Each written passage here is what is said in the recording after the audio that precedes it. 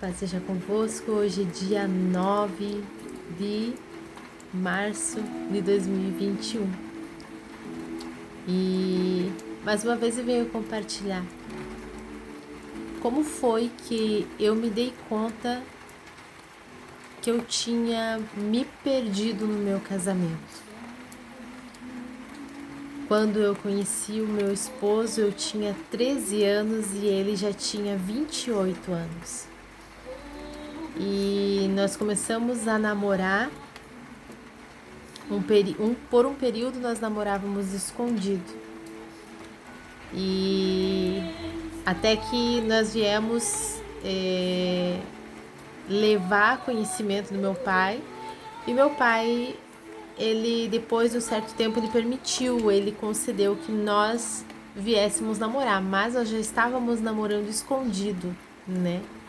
Eu vim de um lar todo desestruturado, mesmo sabendo que o meu pai ele fazia questão, que ele fez questão, né, e fazia com que todas as filhas, as pessoas, os pretendentes, assim dizendo, viessem pedir para ele a autorização para namorar com as filhas dele.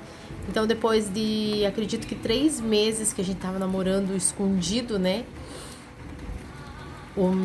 então meu namorado foi pedir pro meu pai para que nós pudéssemos namorar. Ele deu um prazo de 1 semana, uns 15 dias, para ele dizer o sim dele, e ele autorizou que nós namorássemos. Entre namoro e noivado, nós ficamos juntos 4 anos até nós nos casarmos. Eu casei quando eu tinha 17 para 18 anos. E nós tivemos muitas dificuldades no nosso casamento, coisa que eu creio que é natural para todas as pessoas quando estão começando uma vida, né? Estão começando uma vida a dois. Tem dificuldades financeiras, tem dificuldades emocionais, tem dificuldades em todos os aspectos, né? É uma fase de transição. Você está deixando costumes aos quais você sempre teve, muitas vezes coisas as quais você priorizava. A partir do momento que você se casou, eles já não, as mesmas prioridades, elas não são agora mais prioridades. Elas são coisas secundárias, são coisas que podem esperar, podem ficar para depois. E no meu casamento foi assim também. Quando eu casei, eu já trabalhava numa panificadora. E no meu aniversário de 15 anos, ao invés de pedir uma festa de 15 anos, eu pedi uma bis, uma moto bis. Então, quando eu não era casada, a minha moto ela era prioridade, porque aonde eu queria sair, ela me levava. E quando eu vinha me casar, a moto já não era mais prioridade. Então, eu vendi essa moto porque as minhas prioridades mudaram. Eu tinha a prioridade de ter um jogo de cozinha, eu tinha a prioridade de ter um sofá na minha casa. E como meu marido ele era cantor, era um pouco mais difícil da gente conquistar essas coisas mais rápido. Então, assim, quando a gente se casa, a gente toma a decisão de se casar, a palavra do Senhor diz que nós não somos mais... nós não somos dois, nós somos um. Nós se tornamos uma pessoa só. Né? Nós estamos ligados naquela pessoa, então dos dois são formados um. Então as nossas vontades, os nossos objetivos, eles precisam andar junto para que as coisas fluam, né? Não tem como uma só carne querer ir para um lado e querer ir para o outro lado. Então os dois têm que ter um consenso e muitas vezes alguém abrir mão, alguém ceder para que as coisas caminhem, para que as coisas fluam e tenham uma direção a se tomar e chegar nessa direção. Então eu vendi a minha moto e nós conseguimos comprar. Na época foi o sofá, a mesa e eu não sei o que mais que foi. Eu sei que com o meu serviço eu comprei o jogo de cozinha. Cada um foi cooperando e nós conseguimos montar a nossa casa pela infinita misericórdia de Deus.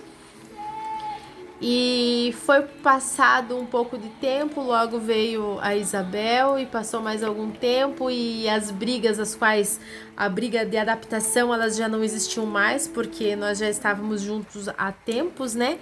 Então não existiam mais aquelas brigas da adaptação. Você não devia ter pego tal coisa, deixado em tal lugar, você não devia ter feito isso, não devia ter feito aquilo. Então, nós já tínhamos passado a fase da adaptação, de morar junto, duas pessoas estranhas. Nós já nos conhecíamos. Existiam brigas ainda? Existiam, mas como eu falei já no primeiro vídeo, meu temperamento era muito difícil e não que justifique, mas eu acho que por ter vivido uma infância e uma adolescência de tanta violência dentro de casa, que eu usava da minha autoridade, da minha falta de tolerância, eu usava como uma defesa para tudo aquilo que eu vivi, né, na casa do meu pai. E isso me atrapalhou muito, muito. Então, mas nós já tínhamos passado pela fase da adaptação, nós já tínhamos passado pela fase de dificuldades para que nós pudéssemos ter as nossas coisas. Nós passávamos dificuldades financeiras? Passávamos, mas nós já tínhamos as nossas coisas, nós já tínhamos o nosso canto, nós já tínhamos a nossa família. Nós passávamos algumas privacidades, mas nunca chegamos a passar fome, graças a Deus. E depois, quando passou a fase da adaptação, quando sabíamos, um conhecia mais o outro e sabíamos que se alguém falasse algo na hora errada poderia gerar briga, nós evitávamos de falar ou de fazer qualquer coisa. Porém, quando os anos passaram e nós superamos todas essas adversidades, nós meio que caímos na rotina. Nós, ao invés de buscarmos algo para que nós viéssemos salvar o casamento, que os dois trabalhassem em comum acordo para salvar, cada um foi tentar sair da rotina, da mesmice, e cada um tomou um rumo. Cada um foi para um lado. E quando nós conseguimos sair dessa rotina, que eu comecei a ir para a igreja, e na época meu esposo começou a ir para academia, e ele se encontrou lá assim como eu me encontrei na igreja. Só que eu não participava da rotina dele e ele não participava da minha. Então nós deixamos esse espaço entre nós e chegou no momento que eu acredito que assim como eu, que ele também percebeu que eu não sentia falta dele e ele não sentia mais falta de mim, porque nós tínhamos criado uma rotina, eu tinha criado uma rotina onde ele não fazia parte, e da mesma forma ele fez comigo, ele criou uma rotina onde eu não fazia parte. Se naquela rotina que nós havíamos criado, um não fazia parte da rotina do outro, não existia como nós sentirmos falta um do outro. E foi quando nós começamos a ver que nós éramos novamente dois estranhos dentro de casa. Infelizmente, por não ter o conhecimento da palavra, infelizmente por não ter alguém que nos instruísse, nós vimos, na verdade nós nem vimos, nós perdemos o nosso casamento no meio do caminho e nós não sabemos como que nós viemos perder. Nós não tínhamos alguém que nos orientasse, que nos ajudasse a falar que nós estávamos caminhando erroneamente. E infelizmente, quando cada um, né, como nós éramos dois, quando cada um tomou um lado para que a rotina fosse quebrada, nós não tínhamos a ideia que, como nós éramos um, nós tínhamos que ambos ceder em alguma parte e buscar uma solução juntos. Não, cada um tomou a sua solução onde se fazia bem, onde se sentia bem. E nesse espaço de tempo nós não vimos que o nosso casamento foi se desfazendo, foi sendo desfeito. E nós não sentíamos mais falta um do outro, não sentíamos saudades um do outro. E por que eu ainda persisto, ainda insisto? Às vezes eu leio comentários, pessoas falando assim, nossa, faz tanto tempo que eu te acompanho e você ainda luta, você ainda tem esperança, você ainda tem força.